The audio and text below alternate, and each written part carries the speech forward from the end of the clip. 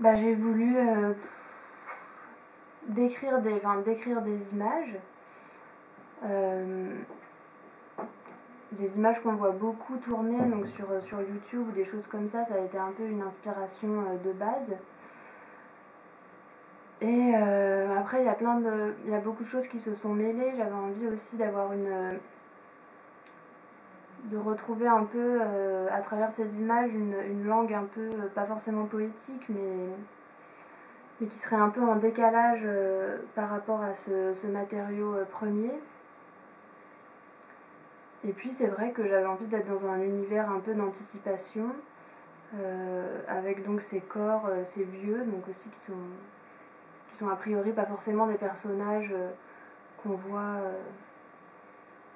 En fait, j'avais envie de faire un peu comme un film d'action mais en livre, et un film d'action un peu, pas dégénéré mais un peu quand même, à partir de ces images-là. Et ce qui m'a aussi beaucoup marqué, c'était tous ces documents écrits qu'on trouve donc sur Wikileaks ou d'autres, donc qui sont vraiment des documents en langue officielle en fait, quoi, de crimes tout simplement, de corps morts.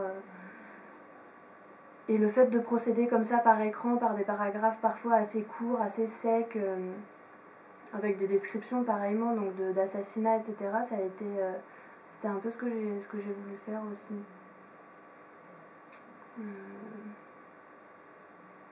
Puis j'avais envie d'avoir un personnage un peu comme une légende, un personnage un peu qui se déforme, qui fait qu'on peut le décrire de manière différente, mais un personnage assez fort quand même. Holly Lewis, c'est un peu ça, quoi. Et puis d'avoir une relation de vision donc entre cette personne qui regarde les écrans et ce chef que finalement il ne croise jamais. Une relation d'autorité et en même temps d'admiration, mais par la vision et à distance, quoi. Et par écran, donc par action, par coup d'action, quoi, par action très sèche, c'est quelque chose qu'on peut trouver dans le jeu vidéo, où en fait tout à coup on est plongé dans une action, on fait une action, et on a soit des actions qui s'enchaînent, soit des temps de pause. C'est vrai que le découpage, ça peut renvoyer à une logique de jeu vidéo, mais je pense que c'était plus une interface comme YouTube qui m'a interpellée. Mais évidemment, je pense qu'il y a... le jeu vidéo au niveau des images a dû influencer aussi. Là où on se situe, dans quelle ville c'est, au niveau de l'époque, on ne sait pas du tout non plus. Bon, finalement, ça c'est pour me donner une liberté, mais après, c'est vrai que c'est des descriptions assez concrètes, assez réelles, et ça m'a été... C'est une envie que j'ai eue en voyant ces images de YouTube, mais c'est vrai que dans les jeux vidéo aussi, on a quelque chose de très concret, avec en ce moment un hyper-réalisme dans tous ces jeux de guerre, donc comme Call of Duty ou d'autres choses.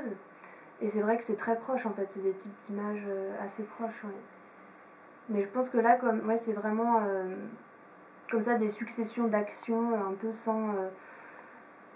sans trajet global, quoi, sans lien global, mais simplement une succession de meurtres, d'attaques. C'est vrai que ça, je pense que ça vient aussi du jeu vidéo. Ouais.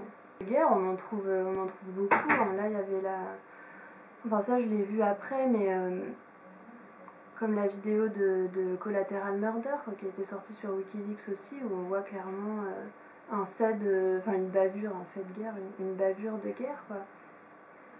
Et c'est vrai que c'est des images qu'on voit beaucoup, qu'on voit continuellement, et puis même dans les...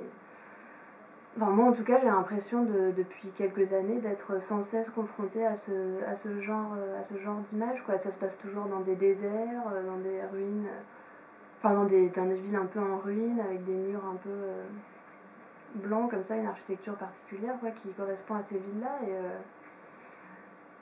Et j'ai eu envie de reprendre ça et de mêler ça aussi à d'autres choses de la littérature, quoi, les chevaliers par exemple, ou des choses comme ça, quoi, sans être une connaisseuse du tout, mais j'avais envie de mêler plusieurs choses, quoi.